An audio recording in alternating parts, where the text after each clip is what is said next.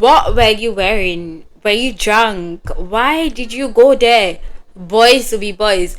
Oh, he's just hitting you because he likes you. We are getting into rape culture today and why it's problematic for society at large and especially for women and girls.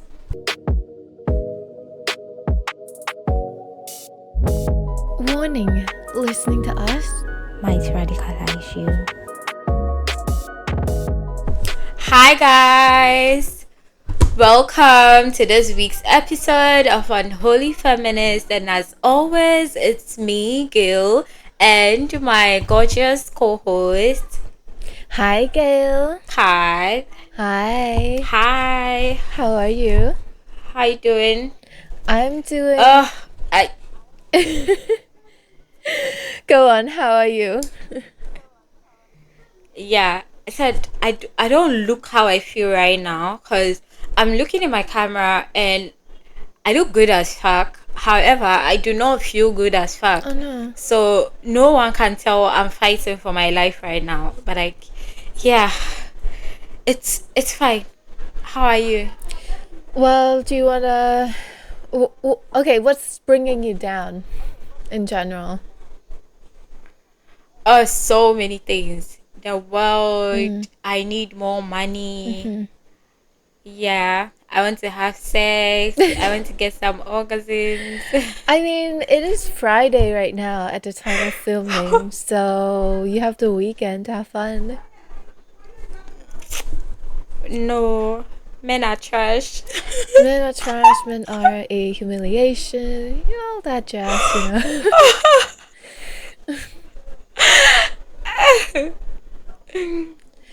We'll see how the weekend goes. Maybe I'll have some gist, maybe not. Oh wait, I'm expecting my period. Oh my god. Girl, look. My period is supposed to come. It does not matter today. if you're on your period. It doesn't matter, right? I mean, true. That's true. But I feel like whenever I'm on my period, it just feels so terrible that the last thing on my mind is getting some. That's fair. I understand. Yeah, so yeah. That's fair. I mean, What about you? How are you? do whatever makes you feel good this weekend, even if it's just bed rotting. That's okay. I'm doing okay, Yeah. I guess. Also not having the best day today. I woke up feeling a little bit conflicted. Just complicated feelings. But we're not in a therapy kind of episode today, so let's move on. We don't need to trauma dump today. That's true. We can trauma dump after the recording, so we'll get back to this. Yeah. So getting right into our topic for today, rape culture. So I remember a couple of weeks ago in Ghana we had very consistent reportings of pedophilia in the media, and the reporting around it was so problematic. The framing the media does and how they put the headlines: an adult has sex with a minor. It's not sex. They are not having sex. The child was raped. The child was assaulted. This was not someone who could give consent for what happened to them. So I remember amidst all this, I made a tweet pointing out some languages that perpetuates rape culture, like what were you wearing, what were you doing there at that time, were you drunk, did you flirt with a person, boys will be boys. And I realized in the comments someone comes to say, I am so dumb. A man, obviously, trying to mansplain rape culture to me and telling me that how does boys will be boys turn into rape. And I was like, oh babe, you know what, you actually do not know what rape culture is. And I've realized a lot of people do not actually know what rape culture is. So we are getting into it today. What is rape culture? Okay. to you? So What's So I also did a little research on rape culture as well. So according to, let's just talk about the formal definition of rape culture. According to rapecrisis.org.uk, rape culture is a culture where sexual violence and abuse is normalized and played down, where it is accepted, excused, laughed off, or not challenged enough by society as a whole. But rape culture is also a culture where some people are making money or benefiting in some other ways from this normalization of sexual violence and abuse. So essentially, what you were explaining, it's a culture where rape is normalized, where there are sayings like boys will be boys, right? Or saying that what were you wearing? Normalize rape by saying that, oh, if I know that there is a saying in Cambodia that if you put a piece of meat in front of a dog, that dog will eat that meat. Meaning that if you put an attractive woman in front of a man, that man has no choice but to rape her. So saying that it's inevitable, right? Saying that it's normal for men to do that. Saying that it's just part of nature for men to want to have sex with women, no matter who it is. That's a part of rape culture, because when it is normalized, then people also accept it, because when you say that it is normal, people accept it and people make excuses for it, and the perpetrators are not condemned or punished enough for that. That's I think you've covered everything beautifully, because I also weirdly went on rape crisis to do my research as well. So yeah, I volunteer with this collective. It's called Together Against Sexual Violence and Sexism, and that's where we get like most of our figures and things like that. So yeah, it's usually is off the top of my head. If I need to look for anything sexual violence, sexual assault related, that's like my first place to go. And they capture it so beautifully, because again, I remember recently there was an X space where we were talking about rape culture, and a man, as always, a man got on the X space and says, oh, so at the beginning of the call, the host of the space says something like, it would have been great to have a psychologist on the call, just in case it ends up being triggering for like survivors or victims who might be on the call. And this man takes the mic and says, oh, you know what, he's a philosopher, but he thinks that's even better than a psychologist, so he can bring more than a psychologist will actually bring. And he took the mic to say he thinks the phrase rape culture is wrong and is problematic, because culture is a way of life of a people. And yeah, semantics. And this nigga literally was mansplaining to us, a group of mostly feminists who were on a space. This man was explaining to us what rape culture is by taking rape and explaining it, and taking culture and explaining it, and saying why it's problematic that these things were fused together.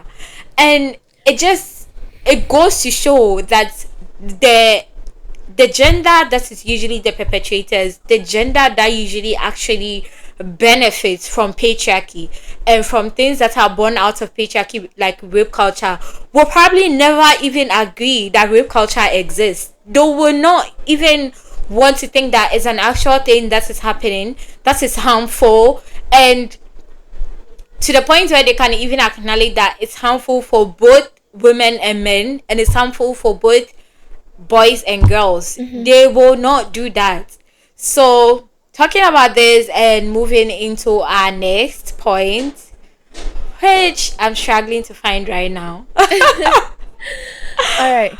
As you're looking for that, I want to make a few comments on what you just said. First of all, why is it that it's always the men who are into philosophy? Men who say that they're into philosophy are always so insufferable. It's just the moment a man says, oh, I'm into philosophy, and then they start questioning you, interrogating you to tell them about your favorite philosopher. Honestly, gonna be the most insufferable man you have ever had the misfortune to speak to. It's always those kind of men. Second of all, the man that basically mansplained all of you about rape culture, I bet he loves Jordan Peterson, because that whole argument was giving Jordan Peterson. I have seen videos of Jordan Peterson arguing with people, debating, arguing with people, where he would just start arguing with against semantics, saying things like, oh, what do you mean by what do you mean by you, what do you mean by like, that's not the way to argue, that's not a way to debate, when you start to break down every single thing and start to go into semantics rather than talking about the things at hand, because that just shows that you're trying to trivialize things, you're trying to basically willfully be ignorant about what we're talking about. Yeah, I was so happy because one of the women on the space unmuted herself and told him to shut up, and the host removed him from the space. Because who the fuck do you think you are? Yeah, honestly, queen behavior. I'm gonna digress a bit. It reminds me of when I went to this forum for, I believe it was some sort of Women's Day or something like that. So I went on a panel to speak, and there was this man. He raised a question. He was like, why is it that we in Cambodia are still celebrating Women's Day when other countries, he was a migrant worker in South Korea. He had the audacity to raise South Korea to talk about gender equality. He said, well, when I was working in South Korea, people did not celebrate Women's Day, but the country is very gender equal because, and his example was that women are allowed seats on the bus and on public transport. That was his bar of what of when a country has gender equality. He was like, well, I see that when women enter public transport, people get up and allow them to have their seats. So it means that South Korea is like the hallmark of gender equality. And I had to rant. I had to go on this whole rant telling him that South Korea is probably one of the worst examples that he can pick when it comes to gender equality. The insult community there is huge. There's so many problems. That's why the 4B movement originated in South Korea, because women are so fed up with South Korean men. And I went on this whole tangent about how just because women are allowed seats in public transport does not mean that there's gender equality. It's like the bare minimum. It's barely The bar is in hell. Yes. Exactly. So men are these types of men who infringe on women's spaces are just, oh my god, they are insufferable and they need to be told off. Yeah, and unfortunately, I think women and girls are usually like at the receiving end of these kind of backward thinking. Yeah. And because society makes us think and makes us believe and treats us like we are lesser humans than men are, they automatically make men like superior beings, which again, patriarchy, of course, obviously, men holding the most power and women are supposed to like be these submissive, soft and docile people that take from men or wait for men to give things to them before they have it. So it's just one of the ways in which society has normalized misogyny, and it translates into rape culture. So sometimes when I'm talking about like rape culture with people and I mention certain things that constitutes what rape culture is, they get shocked because a lot of people do not even know that something as it's not minuscule, but something mundane as catcalling is part of rape culture. Like men thinking it's okay for them to comment on the dress you're wearing just because you are passing by them and to call you all kinds of names. is part of rape culture. Because how many times do you see men calling out other men when they are wearing things? I like all the names I have are really like localized for me, so it might not be suitable for our audience. But going back to rape crisis, I'm going to list out a few things that society does that reinforces rape culture. So men catcall women and girls in the streets and other public places. Men make sexist or inappropriate sexual comments or jokes, even in the workplace. Men not respecting women's boundaries or taking their words and body language seriously. Society telling women and girls that what their clothes and bodies look like can mean consent. Men committing sexual offenses to even people they claim to love and protect. And then I remember, Kat, you mentioned the bits about how people make money from rape culture, and it also manifests in violent pornography, even in music videos, in some television shows, how sexual violence is glamorized, and a lot of times women are the victims, women are the survivors. This, it normalizes things for like a lot of impressionable young men. I feel like I've practically covered a lot of it, but do you have anything to add for some ways in which society normalizes rape culture? One of the things that I want to add is the language that we use, because the language that we use is very important and it shows how a culture feels about certain things. I remember when I went on an exchange program in the US at the University of Arkansas, they had this campaign called That's So 6%, talking about how 6% of college women have been sexually assaulted or sexually harassed or experienced sexual abuse on campus. And they were talking about the language that people use, like locker room talk, right? That normalizes rape. So things like, I raped that test, or things like that, right? Words like that kind of shows, Yeah. kind of normalize and trivialize sexual abuse and rape. Because when you start to infuse it with everyday language, saying that, oh, I would rape that, or like, oh, that test was so easy, I basically raped that test, or I raped that side of the road, things like that, when you joke about it, it takes away the gravity, it takes away the severity of that crime, and then you turn it into something that you can use in everyday language, and it becomes something that is not so serious anymore, that is not taken seriously, that is not a problem anymore. So for example, it works the other way around as well, right? When we say that we normalize sex, or we normalize menstruation, for example, we start to talk about menstruation openly, we start to use it in everyday language, then it becomes normal, it becomes something that is not terrible, it becomes something that is part of everyday life, part of like a natural process of your body. But it works the other way around as well. Yeah. When you use things like rape as a way to enter everyday conversation, then it also becomes something that's normal. It becomes something that is not bad, even though it is a terrible, terrible crime. So that is another way that society normalizes and reinforces and perpetuates rape culture.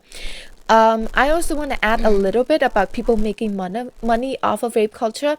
So I am reading a book called Nobody's Girl by Virginia, who was sadly, unfortunately, she committed suicide earlier this year. But she was Jeffrey Epstein's survivor, one of the survivors. And in the book, it reminded me, she talked about, it's a memoir, so she talked about her experience being abused by men, basically from her childhood, to being abused and trafficked by Jeffrey Epstein. And that's another way that rape culture is perpetuated, and that's another way where men can make money, and women as well in this case, because of Ghislaine Maxwell, right? Where people can make money off of rape culture by trafficking women, by trafficking marginalized people, And those people, they make a lot of money off of the sexual human trafficking, because capitalism, because rape culture teaches us that women are less than, or marginalized people are less than. So we start to traffic them, trade them off for sexual favors or monetary favors, as though we're not humans too. I love that. That was a lot. It was a lot. Yeah, I was just thinking about that. I was just thinking about that. I absolutely love that. I think even going back on the Jeffrey Epstein scandal that is blowing up now, a lot of times it takes so long for victims and survivors' voices to even be heard, talk less of believed. Like, so imagine this happened to Virginia at that age, and look how many years it's taken. And unfortunately, she's not going to see herself get justice. Maybe she found a way to make peace with it, but she's not going to see, she was not able to see justice, and her life has unfortunately ended. And it also goes back to our next point on who gets believed and who gets blamed. The fact that gender, class, race play such a big role. I remember, I've forgotten which episode it was, but we spoke about intersectionality, and I feel like in a lot of topics you cannot help but be intersectional, because if you are not, you can miss so many nuances and so many conversations if you are not intersectional. Because when we are talking about sexual violence cases, when we are talking about rape culture, the way a white person, a black person, an Asian person, and a rich person and a queer person are going to perceive is going to be totally different. Because if you take, let's say there's a bisexual woman, for example, and this bisexual woman comes to report that a straight male man did something to me, there's a very high chance that people will tag the bisexual woman as a liar, just because people see queer people as people who are hypersexualized, people who are sexually provoking, people who are, for lack of a better word, and I don't really want to use this, but people tend to think of individuals in the queer community as deviants, as sexual deviants. And so when they hear that something like that has happened to someone in the queer community, the outrage around it is going to be totally different. We are literally living in a world where, for so many times, when rich white celebrities are called out to have done something, you will see people making think pieces about, he's going to lose everything he worked for, he's a good guy, he would never do that, or didn't he just donate this and that to this charity, so he's never going to do that. So the world is so skewed when it comes to rape culture. The way the world will perceive a white female, a white woman, will be different from how they will perceive an Asian woman who comes to say, I've been assaulted. And that's just the truth of it, honestly. Kat, what do you have to add to who gets blamed and who gets believed? I think intersectionality is definitely very important when we're talking about rape culture, when we're talking about victim blaming. I have some examples. So for one example is the other way around. Who is to blame in terms of the perpetrator? An example that I want to use is how black people in the US, black men specifically, were blamed for rape and were lynched for crimes that they did not commit because they were black. And a very famous case would be Emmett Till, right? He was a child, but then he was accused of raping a white woman, and he was lynched. He was tortured in such terrible, horrid ways, and then he was lynched because he was black. And they believe that black men would do things like that, that they are sexual beings, that they're sexual people, that they would commit crimes like that, and white women were the victims in this case. But if you really think about it, that's where the intersection between racism and rape, it collides, right? But then I want to also add another layer on top of that, which is pretty privilege. We talk a lot about gender, we talk about class, we talk about race, but what about pretty privilege? Because that encompasses other ways as well, right? Like beauty standard. So for example, if a woman who is not conventionally attractive reports that she was raped, that she was sexually assaulted, people would say, oh, you look like that. Who would rape you? Why would anyone want to rape you when you look like that? Whereas if a woman who is more conventionally attractive, people would be more inclined to believe her just because they think that because she's attractive, other people would want to be with her. Whereas a woman who is not conventionally attractive, no one would want to be with her. So that adds another layer on top of it. Beauty standard and also a pretty privilege. It plays an important role in that too. And I think that people also want the perfect victim. And in most cases, there is no perfect victim. They think that in order for a person, for a survivor, for a victim to be believed, they have to be perfect, which means that they have to be someone who is, for example, who did not flirt, who did not drink, who did not go out late, who did everything right, who is like the perfect person, who did every single thing that society deems to be precautions to avoid being raped, right? An example of that would be Blake Lively. Now, I'm not gonna go into who I believe in the Blake Lively and Justin Baldoni, the whole case, but I want to say that a lot of people don't believe Blake Lively because she's not the perfect victim, because she's not she's not a great person according to a lot of people, and they think that because she's not a great person, then clearly she's not a victim in this case. Just basically, the person in whatever situation, the person with more social power, the person with more respectability, gender plays a part. The person with more money, the person with more connections is most likely to be taken serious in whatever situation, whatever case that is happening.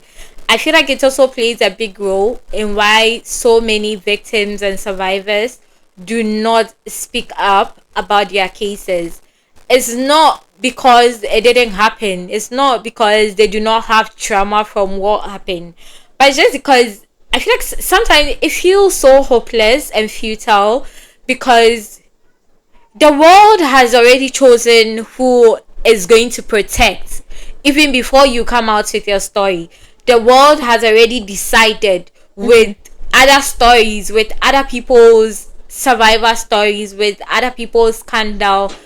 The world is just set up in a way that if you do not appeal, as you mentioned, if you are not a perfect victim, people are not going to take you as a victim at all. And it's crazy. Also considering when you check the numbers, a lot of victims and survivors are women and girls. And sometimes I feel even worse for girls because in my part of the world, there's this system set up that makes it feel as if children are not seen as functioning human beings. Like, I get that their frontal lobe has not developed, they do not know right from wrong, but the way some of the cases of pedophilia is mistreated or not taken as serious, it makes it seem as if we don't care about this. So currently there's another case now. Every 2 or 3 days there's a case about a child getting assaulted. A 2-year-old was sent to school. Yes, 2-year-old cat was sent to school. She went back home and her mom noticed a tear in her baby parts, and she being such an amazing mother immediately went to the police station. When she went to the police station, she went to meet a woman a police woman there, and as she was reporting the case, the police woman tells her, oh, you know what, she should just go to the school and let them foot the bill for the child's medical care, and she should not make a big deal out of it, so that because the baby is still young, so that she can have a life and she can have a husband when she goes. Yes, yes, What cat. the heck? Like that Oh my was what god. a person working in the law told a mother of a 2-year old. And so kids are just not seen as people to even be protected, and it's so sad because the number of children that are being molested and they feel like I do not have a space to tell anyone that this is happening to me, and they also do not have any way to handle the trauma that is happening to them, because it's not that it makes it better, but at least as an adult you could probably go on Google, you could try to find a therapist or something. You might eventually feel like, oh, maybe I can confide in my best friend or something. Kids do not have that. And yeah, it's just, it's a lot. It's Yeah. What you were explaining also reminded me that there's also an intersectionality between rape culture and true. purity culture as well, because some people, they would force the Yeah. survivor to marry the rapist because of purity culture, because they believe that once the woman is no longer a virgin, then her best bet of having a husband is Will to want marry the them. rapist, Yeah. because otherwise no man would want to be with her. And that's the result of purity culture. Yeah. Anyway, right now I'm just in a space where I feel like I'm starting to feel very like defeatist about a lot of things, because we are advocating, we are creating awareness, we are doing all this education, and now it just feels like every single day I've actually started detaching from Twitter, because the news on the cat, it can be so triggering sometimes. Every two tweets that you scroll, someone is reporting something that happened to either a child or someone in the queer community. It's it's terrible. I can't even find a word. It's terrible, and it's so sad. But in an ideal world, in your ideal world, in our ideal world as feminists, what would a consent centered culture look like? What would a world where rape culture is not so rampant, is not upheld by society look like to you? Before we get into that, I also want to say that I understand that working in this field, Yeah. advocating for social issues, it can be very draining. It can feel very lonely. It can feel like, because personally for me, sometimes I feel like I'm trying to chip away at a mountain using a spoon, because like we said, it's intersectional. All of these problems, they're systematic and they're intersectional. It's kind of like when you have a ball of string and you're trying to untie it, only to realize that it's not one string that's in the ball, that there are a million strings coming together. So by untying one, you Oh. can't just untie one, you have to untangle all of it, because otherwise they're going to be a mess. And that can seem very draining, and you can feel burned out because you're fighting a system that benefits rich and powerful billionaires and rich and powerful people. And who are we to fight against that? But what's the alternative here? Are we just gonna sit back and not do anything about it? Or are we just Yeah. gonna try? That's the best that we can do, is just to try our best. And I understand how you're feeling, absolutely. And I think a lot of activists, a lot of advocates also understand that as well. Anyway, to your question, For me, a culture that centers consent is a culture that teaches people, children, from a very, very young age, what consent looks like. So, consent stretches, it extends to more than sexual consent. I think that we should teach children that their no is valid, that their no means something. Because I know that in some cases, for example, especially in Asian culture, where a relative is visiting and they want to hug or kiss the child, and the child doesn't want to be kissed or doesn't want to be hugged, the adult or the parents would be like, that's your auntie, that's your uncle, give them a kiss, even though the child is resisting. That, in a sense, you are teaching your child that their no does not mean anything, that their no is not valid, that they don't have the power to say no. And that carries on to adulthood. And that also teaches the adult in other people that they can violate other people's no, that if they are in position of power enough, like they're older, they're a relative, then they can violate that no. So I think it's about setting a foundation of what consent is, what is okay and what is not okay. And of course, the role of men is very important because, like it or not, most perpetrators are men. And men, at the end of the day, men who violate women, incels, or men who do these things, they're not going to listen to women.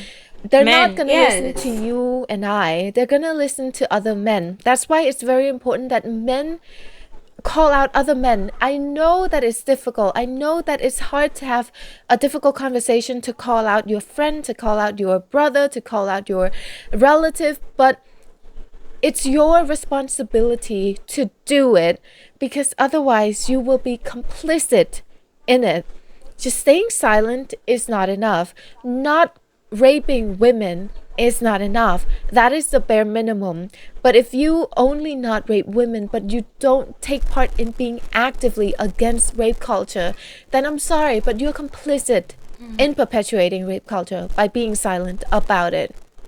The media is also very important in terms of portraying rape culture, especially because in many parts of the world, the media is dominated by men, right? So it goes back to the role of men, because the media is dominated by men. So men in the media also need to understand how to produce pieces, how to produce things that are critical, that are not perpetuating rape culture, or that is not harmful to women, to survivors, and to victims. You covered it beautifully. And when you were talking about men, I just remembered there's a public figure in Ghana who says he's a men's and boys' rights activist, and the hashtag he uses is boys' lives matter.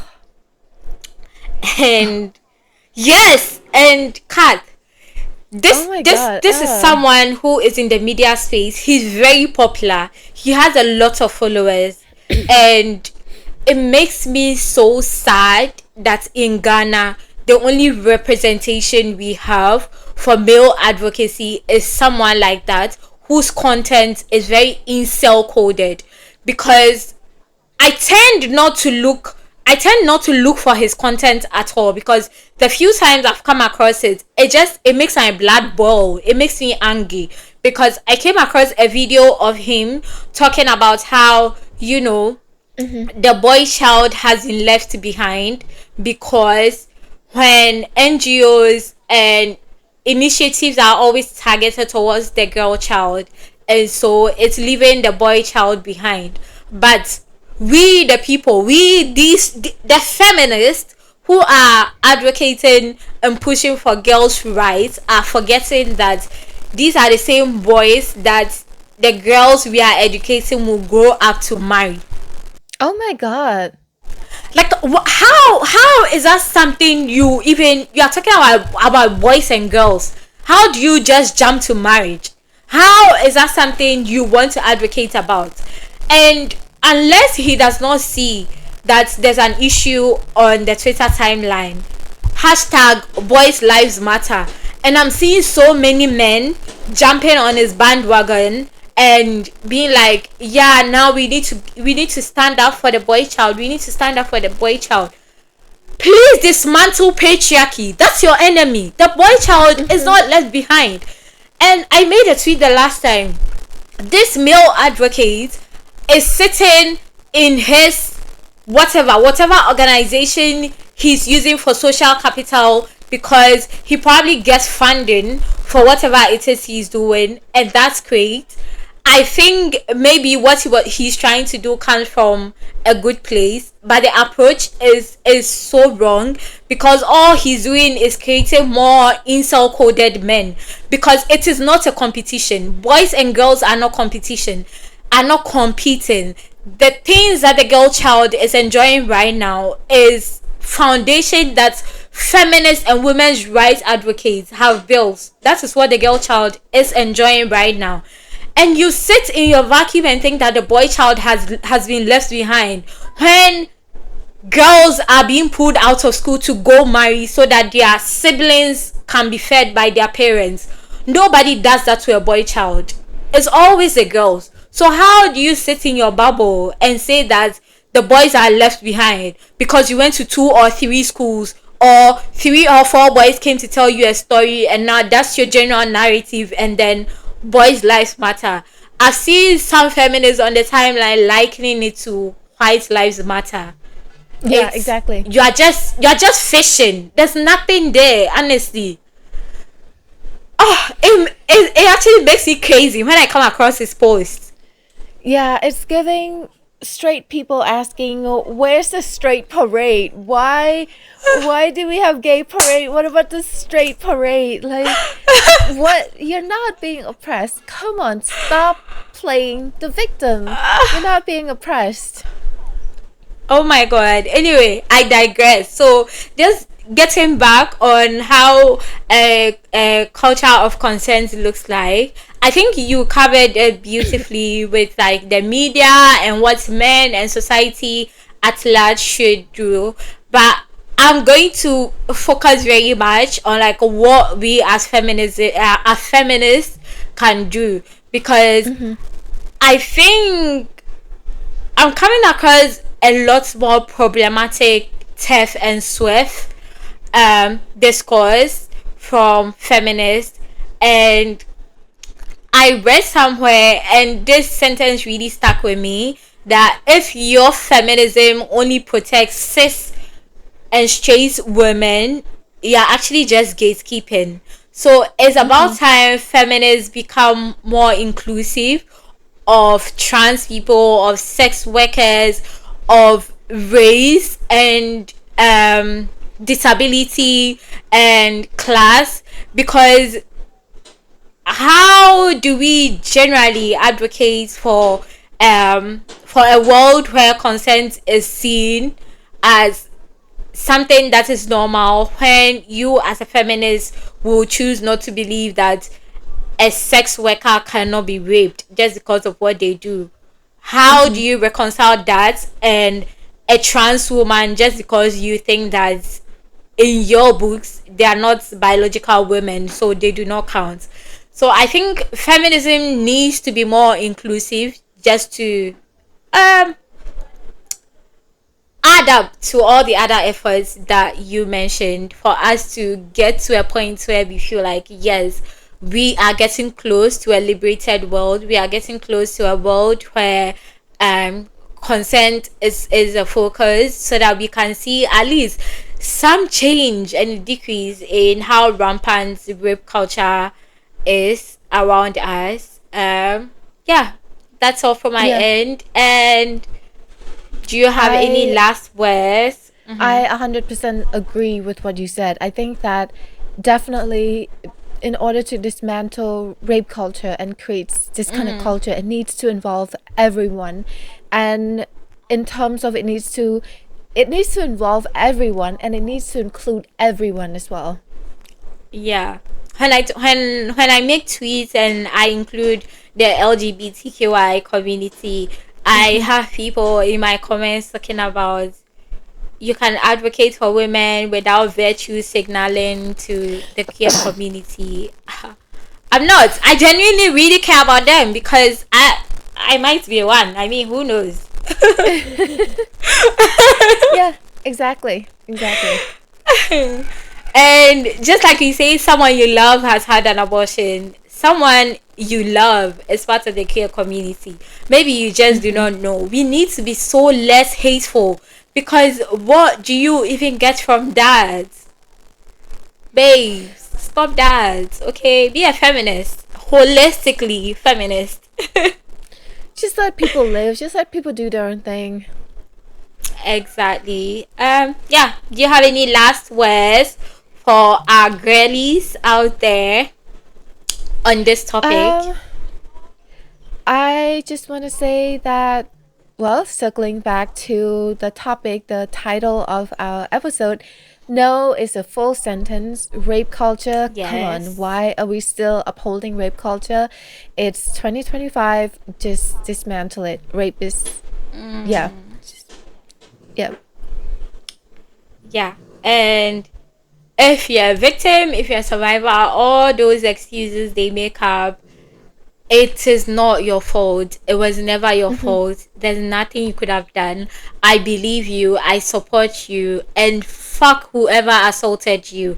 I hope they rot in a place where there's lots of fire. Even though I don't believe in that, I hope they rot there. And there are so many people out there who believe you, irrespective of all these questions that people ask you, that what were you wearing, why were you drunk. There was absolutely nothing you could have done. That person decided to violate you, and they would have violated you even if you were dressed up head to toe in a rag, even if you had a bed sheets around you. I always say, when people use the rhetoric, you should dress how you want to be addressed, I say, men assault babies in diapers. Men assault babies in diapers. Men assault women in hijabs. Men assault their sisters, their mothers, their aunties, their grandmothers. Men assault animals. Babes, it is never about what you were wearing. Okay? So I hope you find a way to stop internalizing what you could have done differently. It was not your fault. And yeah, just remember that I see you, and